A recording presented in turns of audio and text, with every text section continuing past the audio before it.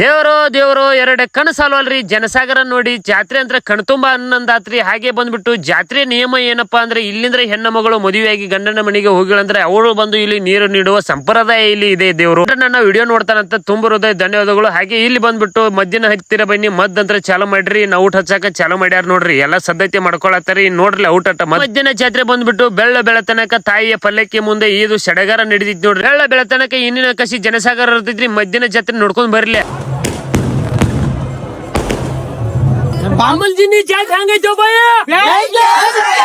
ದೇವರು ಜಾತ್ರೆ ಬಂದ್ಬಿಟ್ಟು ಫುಲ್ ಎಂಜಾಯ್ ಮಾಡಿದತ್ತು. ಅದೇ ರೀತಿ ನೀವು ಯಾರು ನಮ್ಮೂರ ಜಾತ್ರೆಗೆ ಬಂದಿರ ಅಂದ್ರೆ ಕಮೆಂಟ್ ಮಾಡ್ರಿ ಒಂದ್ ಸಲ. ಬರ್ಲಿ ಹಂಗಿದ್ರೆ ಜೇ ಕಡ್ಕೊಂಡ್ ಬರ್ನು. ನಮ್ಮೂರ ಜಾತ್ರೆಗೆ ಬಂದಿ ನನ್ನ ನೋಡಿ ನೋಡಿ ಸ್ಮೈಲ್ ಕೊಡತಿದ್ದಿ, ಒಳಗ ನಗತಿದ್ದಿ.